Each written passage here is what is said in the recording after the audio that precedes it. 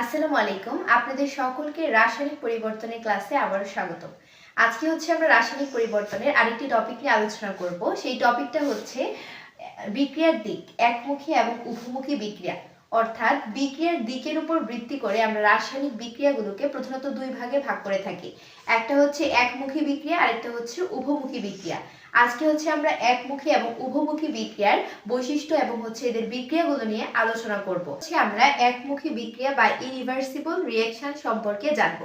অর্থাৎ একমুখী বিক্রিয়া কথাটার মানে হচ্ছে একদিকে বিক্রিয়াটা সংঘটিত হবে।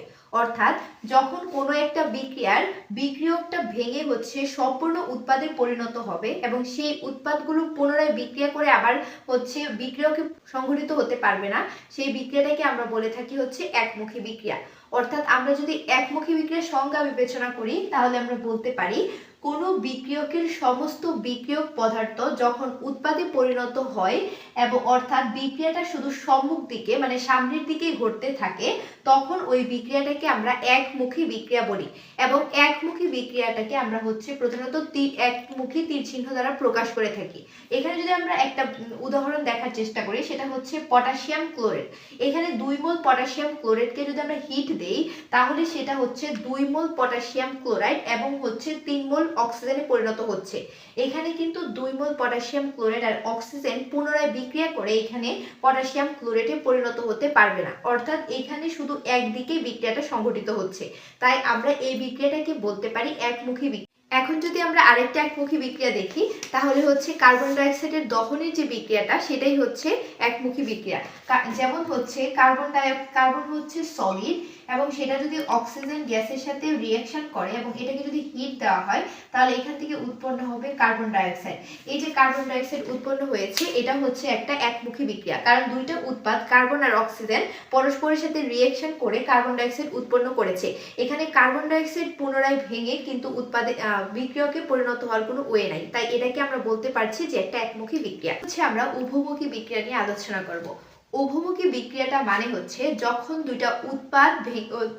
দুইটা বিক্রিয়ক বিক্রিয়া করে উৎপাদে পরিণত হবে এবং একই সাথে উৎপাদ পুনরায় আবার বিক্রিয়কে পরিণত হতে পারবে, সেই বিক্রিয়াটা অর্থাৎ একই সময়ে দুই দিকেই বিক্রিয়া সংঘটিত হবে, তখন সেটাকে আমরা বলবো উভমুখী বিক্রিয়া। যেমন আমরা যদি এখানে একটা উদাহরণ বিবেচনা করি, যেমন হাইড্রোজেন গ্যাস আর আয়োডিন, এই দুইটা বিক্রিয়া করে হাইড্রোজেন আয়োডাইড উৎপন্ন করেছে। অর্থাৎ এখানে 450 ডিগ্রি সেলসিয়াস তাপমাত্রায় হাইড্রোজেন আর আয়োডিন বিক্রিয়া করে যেমন হাইড্রোজেন আয়োডাইড উৎপন্ন করছে, একই সাথে 450 ডিগ্রি সেন্টিগ্রেড তাপমাত্রায় হাইড্রোজেন আয়োডাইডও ভেঙে আবার হাইড্রোজেন আর আয়োডিনে পরিণত হতে পারছে। তাই এই বিক্রিয়াটাকে আমরা উভমুখী বিক্রিয়া বলছি এবং এটাকে প্রকাশ করা হয়েছে উভমুখী চিহ্ন দ্বারা। এখন আমরা উভমুখীর যদি সংজ্ঞা বিবেচনা করি তাহলে বলতে পারি যদি কোনো রাসায়নিক বিক্রিয়া একই সাথে সম্মুখ দিকে মানে সামনের দিকে, সম্মুখ মানে সামনের দিকে এবং পশ্চাৎ দিকে মানে এদিকে। তো পশ্চাৎ দিকে এবং সম্মুখ দিকে যখন একই সাথে সংঘটিত হয় তবে সেই বিক্রিয়াটাকে আমরা উভমুখী বিক্রিয়া বলি। এবং উভমুখী বিক্রিয়ার আমরা যদি বৈশিষ্ট্যগুলো দেখার চেষ্টা করি তাহলে সেটা এই বিক্রিয়াটা উভয় দিক থেকে শুরু করা হয়, মানে সম্মুখ এবং পশ্চাৎ উভয় দিক থেকে, এবং বিক্রিয়াটা কখনো শেষ হয় না। এই বিক্রিয়াটা শতবার কখনো শেষ হয় না, এটা চলতে থাকে। এবং উভমুখী বিক্রিয়ায় সাম্যাবস্থায় আসার প্রবণতা অনেক বেশি। এবং এই উভমুখী বিক্রিয়াটাকে আমরা মূলত প্রকাশ করে থাকি উভমুখী তীর চিহ্ন দ্বারা।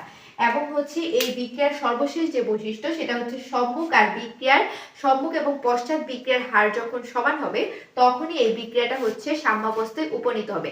আজকে এই পর্যন্তই ছিল একমুখী এবং উভমুখী বিক্রিয়া। আগামী ক্লাসে দেখবো আমরা একমুখী থেকে উভমুখী বিক্রিয়ায় কিভাবে রূপান্তর করা যায়। ধন্যবাদ সবাইকে।